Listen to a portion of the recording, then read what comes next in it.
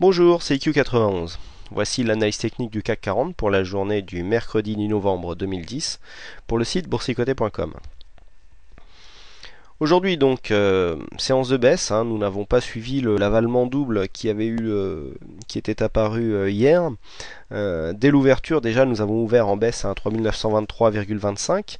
Le plus haut s'est inscrit à 3932,67, le plus bas à 3869,2 pour finalement revenir en clôture à 3888,45. Donc une séance de baisse.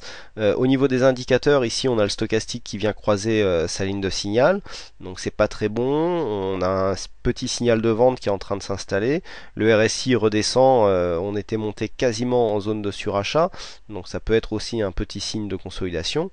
Le MACD se retourne. Alors là par contre lui en général, bon, il a été pas mal pris en défaut ces derniers temps, il n'a pas une énorme amplitude, mais bon, son retournement prouve qu'il y a un petit signal quand même de baisse. Par contre, ce qui est plus inquiétant, c'est que cette séance de consolidation vient se faire dans des volumes supérieurs à la moyenne.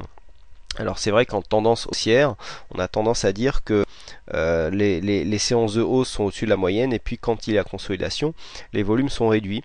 Bon là, attention, on est au-dessus de la moyenne puisque le pointillé représente la moyenne tout simplement des volumes des 20 dernières séances. Donc là, on voit bien qu'on est légèrement au-dessus.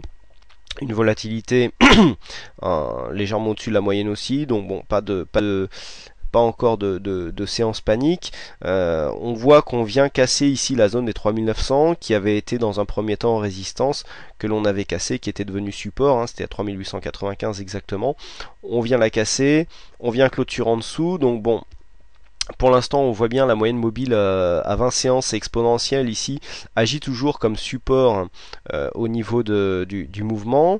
Donc pour l'instant, il n'y a pas encore de gros risques. Quand on trace les Fibonacci, on se rend compte en fait que voilà, que nous sommes venus. Alors vous voyez, c'est intéressant, là les 3885 correspond ici à une trendline mineure, puisque c'était une résistance ici, vous voyez là on était descendu mais parce qu'on avait ouvert en clôture, qui était assez significative.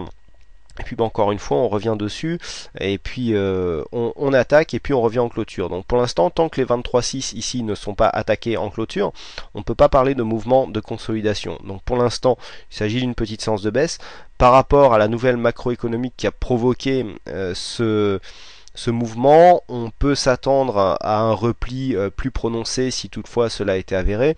Donc première zone ici à surveiller, ici la zone est 3885 pardon, et puis secondo, la zone ici des 3860 correspond ici à la moyenne mobile à 20 jours exponentielle. Le Fibonacci des 38,2 étant à 38,38. Ici, nous avons aussi une trendline à 3840 qui est juste sur ce point de Fibonacci. Donc, on voit bien ici les trendlines correspondent à peu près. C'était intéressant. Et donc, il faudra surveiller ces zones. Donc, en cas de clôture ici sous les 38,85, et ben 3885, il faudra s'attendre à un mouvement de consolidation qui pourra aller ici jusqu'aux 50%, qui correspondent aux 3800 points. Encore une fois, on retrouve un Fibonacci sur une ligne de support assez significative. Donc pour l'instant, pas de gros danger.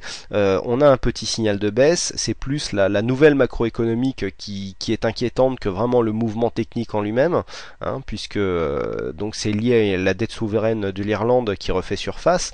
Ça d'ailleurs, ce mouvement a fortement impacté le Forex. Nous allons le voir tout à l'heure, mais pas encore assez le CAC pour vraiment déclencher un signal. Donc on avait un signal de cassure à 3800 qui n'a pas été attaqué. Donc aucun signal déclenché sur le CAC. Et donc sur le Forex, comme je vous en parlais tout à l'heure, je vous disais hier qu'il ne faudrait pas casser à la baisse ici les 1,3734 sous peine d'inverser la tendance. Et bien c'est ce qui s'est passé aujourd'hui. Donc nous avons eu un signal Forex qui s'est déclenché. Alors j'avais volontairement baissé de quelques pips mon point d'entrée de signal pour vraiment attendre une cassure de cette zone. Et puis bon, c'est bien ce qui est arrivé. Vous voyez, on est venu ici sur un plus bas à 1,3735. Donc on a vraiment venu confirmer ce support ici qui avait été marqué là, et puis on est remonté légèrement, on est venu chercher un petit peu d'élan. Vous voyez que le support que nous avions eu ici à cet endroit là, on le voit bien, hein, et bien on était remonté, on a cassé et on est revenu chercher en résistance un 38,25 là avant de redescendre. Et bien donc on est revenu chercher ce mouvement, hop on a cassé, et donc sans coup fait rire on a validé le signal de baisse, et on a confirmé en fait l'objectif, puisque à la cassure des 1,3730 qui se joue à peu près ici, on est venu chercher directement les 1,3680. Donc pour valider l'objectif, c'est le deuxième dans la semaine, hein, donc ça nous fait 2 signaux gagnants pour un signal perdant. Quand on connaît le ratio gain-risque des signaux donnés sur le site, on se doute bien que la semaine est quasiment sûre de finir en positif sur ces signaux. Donc vous voyez, on est venu chercher ici 1,3680 avant que ça remonte, hein. Alors on peut très bien imaginer ici que le petit support que nous avons là à 1,3746 pourrait servir de résistance avant de confirmer la chute. Pour l'instant nous n'en sommes pas là, mais c'est un mouvement possible.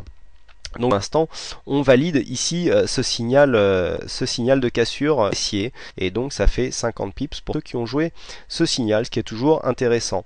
Donc pour en revenir vraiment au contexte macroéconomique, donc, et pour répondre aussi à une question qui m'a été posée sur le mur, sur mon mur Facebook, hein, que je vous invite à venir visiter, hein, donc mon pseudo sur Facebook étant IQOurs. Et ben c'est pas toujours le dollar qui fait la loi. Là c'est l'euro. Effectivement, normalement la Fed achète des bons du trésor américain, donc réinjecte des liquidités dans le marché, qui fait baisser la valeur, hein, par effet un petit peu de dilution. La monnaie se dévalue, ce qui permet de rembourser la dette plus facilement, donc c'est tout gagnant pour les US, pas forcément pour les États qui prêtent aux US. Et puis donc la question était, mais en fait pourquoi trader les indices alors que c'est le dollar? Et là on voit que ce n'est pas toujours le cas, puisque effectivement une baisse de l'euro pourrait être intéressante pour l'économie des États européens, sauf que dans ce cas, la baisse de l'euro est due un risque de dette de l'Irlande, hein, pas le citer. Et donc pourquoi ça fait chuter les indices? Tout simplement parce que beaucoup de banques européennes sont investies en bons du trésor de ces pays, ou en euros, et donc le fait que l'euro baisse et que la dette de ces pays se paye de plus en plus cher, donc l'État, si le prêt est de plus en plus cher, aura du mal à se financer. Les banques qui sont investies dans ces pays-là, eh bien voient leurs titres chuter. C'est bien ce qu'on a eu aujourd'hui, hein. Beaucoup de bancaires ont connu de grosses baisses, hein, notamment Natixis qui publie en plus des résultats relativement mauvais, hein, avec une perte dans la journée qui a dépassé les 10%. Eh bien, les banques donc baissent, et comme on sait que la pondération du CAC au niveau des valeurs bancaires est supérieure à 1%, eh bien mécaniquement nous avons un CAC 40, donc suite à la baisse ici de l'euro-dollar pour les raisons que je viens de vous expliquer, le CAC 40 connaît une baisse aussi, et donc on voit bien que si le problème était avéré, on pourrait consolider bien plus bas, hein. Voilà, j'aborde rarement les problèmes macroéconomiques, mais là bon, l'information valait le coup d'être développée, surtout que ça venait d'une question qui m'avait été posée. Voilà ce que l'on peut dire sur cette séance. Donc les points à surveiller pour demain, ici 3880 points dans un premier temps, et puis 3840 points dans un deuxième temps si la baisse venait à se confirmer. Et puis à la hausse, toujours une cassure des 3950 pourrait donner un second élan à ce mouvement haussier. Voilà donc ce que l'on peut dire sur cette séance. Il ne me reste plus qu'à vous souhaiter toutes et à tous une très bonne soirée. Désolé encore pour le chat fonctionné en fin de journée, donc j'ai lancé le chat de secours pour essayer un nouveau chat qui j'espère sera plus fiable. Donc je vous invite à venir renouveler votre compte et à tester ce chat qui m'a l'air très intéressant. Et puis merci encore une fois pour votre participation donc sur le site, hein, que ce soit le chat ou le forum. Je vous souhaite à toutes et à tous une bonne soirée, et je vous donne rendez-vous dès demain pour une prochaine analyse. Bonsoir.